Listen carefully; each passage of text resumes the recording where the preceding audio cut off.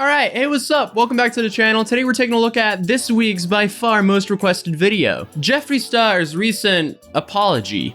Well, here we go again.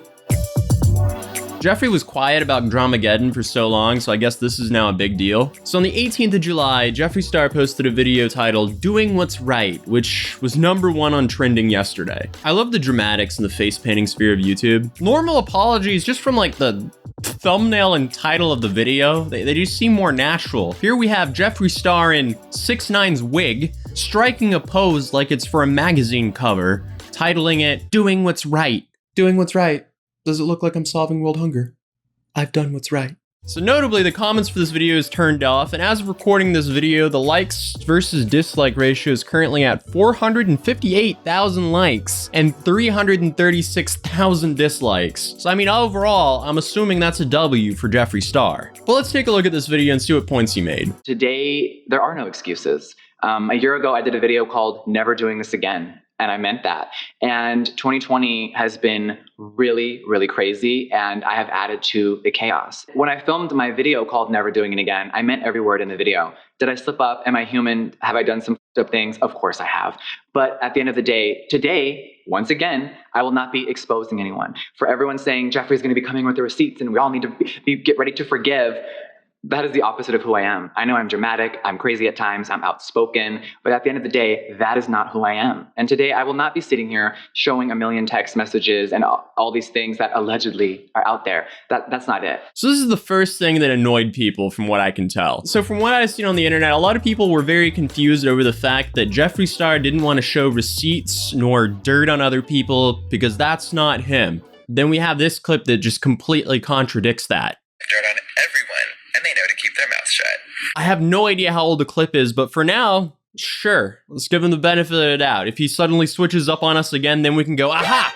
But for now, let's just continue the video. I will not be entertaining it. My lawyers are entertaining it behind the scenes, but I will not be. I know this may sound shocking coming from my mouth, but when you accept that you are the problem, you can become the solution. And I've definitely put myself in the victim mentality before when I knew I was wrong, and I didn't want to admit it, I wasn't ready to, and I was too insecure. But today, there are no excuses. I'm someone that has impulse control, and I'm fully admitting my flaws, and I hope that people can learn from me. I have moments where I get fired up, I don't think things through, I don't think about how my actions will affect others while I'm saying them. And when you speak from your emotions without fully processing something, it is one of the most unhealthy things, and that is a very major problem of mine. He said the lawyers are handling it. Okay, that's interesting. Tati, the lawyers are handling it. Jeffree, the lawyers are handling it. The lawyers handling it. Tati and Jeffree Star's lawyers dealing with the aftermath of Dramageddon 2020 colorized. A lot of people want me to address this situation. And a lot of people were putting a time stamp like, Jeffree, you need to speak on this right now. And I think that we live in a world where people are just so used to doing what people want right away. And that's not good either. I think it's been very important to stay off of social media. I haven't been on in weeks. I haven't read anything. I haven't clicked a video. I haven't seen anything. And it's been really about finding myself again and remembering why I'm here and how my actions can affect other people and everyone around me. I mean, he do be spitting facts here, though. You shouldn't be constantly on social media. Everyone needs a break from social media. Sometimes you just got to take care of yourself before you take care of whatever the people on Twitter are worrying about. I know there's a lot of people waiting for me to address this situation. Now, I didn't try to take anyone down. I'm not a villain in a movie. This isn't a Netflix series with a crazy storyline. I know it sounds like it, and trust me, I'm sure I'd watch it as well, but this is my real life, and a lot of things that are happening and being said are false. He says he's not a villain, but just the framing of this shot makes him come across like he's holding Bruce Wayne captured in his dungeon somewhere. Because let's be real, I mean, beautiful house, but any house that has a grand entry like that most likely has a dungeon somewhere. When someone else tries to take someone else down or their career and it doesn't work, you can't just take a few more down with you. That's not how life works. We have to all take accountability for our own actions and no one else's. And that's what I will continue to do. And if I don't, please remind me. Now, I know that I've had a very hard time doing that in the past, and that will not be happening again. Now, did I mix myself up in drama? Did I speak on things I shouldn't have speak on? Of course I did. Did I believe certain things instead of asking the source? Did I get caught up in the hype? Did I do dumb shit? And did I not just simply call James Charles and ask questions myself? 100%. And that is my fault. So I guess this is what everyone really wanted to hear. I mean, him admitting that he in fact had a part of Dramageddon, but I'm not surprised. I mean, like, humans are humans. They're kind of just echo chambers of their surroundings. If you surround yourself with a bunch of drama-hungry bitches, guess what? You're gonna be a drama-hungry bitch. It's not rocket science here, guys. I would like to personally apologize to James Charles for the words that I've said and for my actions. If I was really close with someone, I should have had the ability to just simply call them and ask and say, hey, these were the things that were being said to me. Instead, I didn't. I let people really gas me up, get me going behind the scenes, and I really fell for a lot of things, and I got caught up in the hype. It's disgusting, it's awful, and none of it should have happened. So James, I'm truly sorry for my actions and my behavior. So finally, he apologized to James Charles. What everyone is asking online, though, is who set up the rumors? Who gave you the misinformation? You know, because Jeffree's making it seem like he had a source here who was feeding him bad information. And I've seen a bunch of people going, oh, if there was false allegations, why aren't you exposing the person who was the source of the false allegations? Well, you see here, we would like to clean up the mess and not make the mess bigger. So if there's a source to all of this false information, I feel like that should be handled legally and not whipped out in the open all over again, and then we have the whole story all over again, because some of that information might have some truth to it, and then it's a whole nother mess. Let's just let them deal with that behind the scenes. Because remember, we're trying to find a solution to this problem, not create a whole new one. All the viewers want really is entertainment, and to see a whole bunch of millionaires in the hidden hills and a bunch of turmoil, I guess that's entertaining for viewers. So I see why the viewers are trying to bait out something here as well. But anyway, let's keep watching. Now, Breonna Taylor still has no justice. Black trans women are being murdered every day and the news is silent. Elijah McClain has no justice. And the countless other people who are murdered every single day while everyone just goes about their business like nothing's happening. And I think that drama and the beauty world, which I have definitely been a part of, it all has to stop. Oh boy. Okay, so that was the most controversial part of the video for sure. So I see how this is being taken as deflection. A lot of people online are saying the fact that he brought up BLM and the victims of injustice is him trying to manipulate the viewer. I see that point. However, I don't think him mentioning these things is a bad thing necessarily. Forget his intentions, because as of right now, that's all speculative. I'm not saying we should like him, hear him out, or forgive him. I'm just saying if there's any attention being placed on BLM and the victims of injustice, then that's good. I mean, this video was #1 trending on YouTube, and if he just caused just a few people to search up those names, I mean, that's a W. So from what I can gather here, overall, he's just shedding light on injustice here. I don't think there's any deeper meaning to it, really. But hey, I mean, what do I know? Now, Shane Dawson. He is one of my best friends and someone who helped me remember who I am when I was starting to crack and lose focus of who I really was.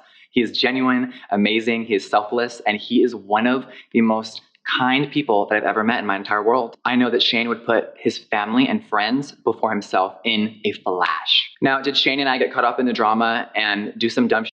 Of course we did, but that is my best friend, and I was actually truly shocked that people thought that I was going to distance myself from him or that my silence was anything but support. I know Shane from now. I don't know Shane from 10 years ago, and he doesn't know me from 10 years ago. Now, do I agree with Shane's past actions? Of course I don't. And does he agree with my past behavior? Of course he doesn't. I know the amazing person that he is today, and you don't abandon your friends. I know a lot of people have said, Jeffree, you've had a lot of tumultuous friendships in the beauty world.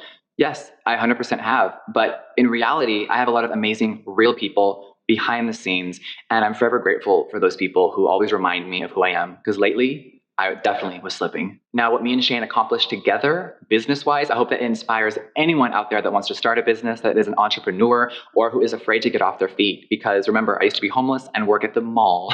And I really just said, you know what? I want to create my own vision. And that's what I did. And he has always believed in me. Well, you heard it here, folks. You didn't hear it first here, folks, because I know that most other commentary channels and their grandmothers already been covering this topic. But hey, if you came back to my video just to hear what I had to say about it, I appreciate you. Thank you for constantly coming back to hear what I have to say here on the sofa. But yeah, Jeffree Star is standing by Shane Dawson. And at the end, he started to spiral a bit, started talking about how he hopes him and Shane Dawson continue to inspire a bunch of young entrepreneurs and dreamers. And I, just like most of you, have no idea what that has to do with the topic that we're currently talking about.